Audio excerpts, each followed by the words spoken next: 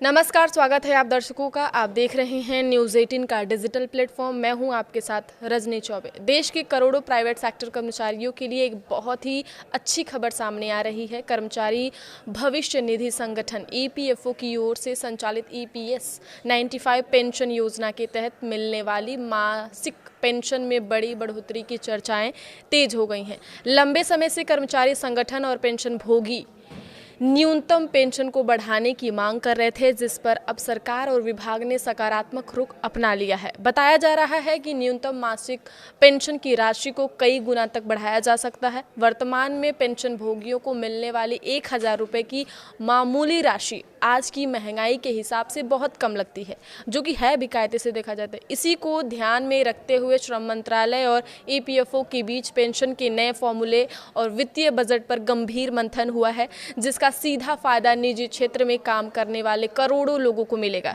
यह कदम न केवल वर्तमान रिटायर हो चुके कर्मचारियों के लिए मददगार साबित होगा, बल्कि उन लोगों के लिए भी राहत भरा है जो अभी नौकरी कर रहे हैं। पेंशन वृद्धि के इस फैसले से वरिष्ठ नागरिकों की सामाजिक सुरक्षा मजबूत होगी और उन्हें बुढ़ापे में अपनी बुनियादी ज़रूरतों के लिए दूसरों पर निर्भर नहीं रहना पड़ेगा। आइए जानते हैं इस योजना और इसमें होने वाले बदलावों के बारे में पूरी जानकारी इस पूरे वीडियो में।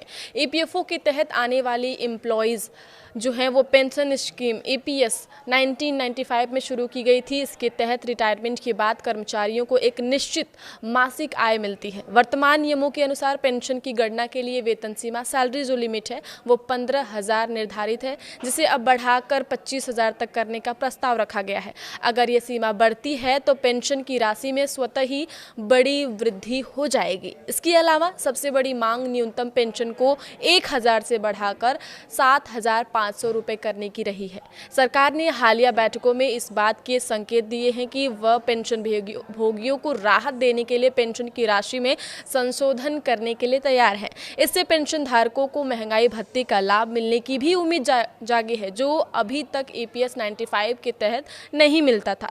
पेंशन में बढ़ोतरी क्यों जरूरी है? आज के समय में 1,000 की पेंशन राशि एक परिवार के लिए दवाइयों का खर्च उठाने के लिए भी पर्याप्त नहीं है।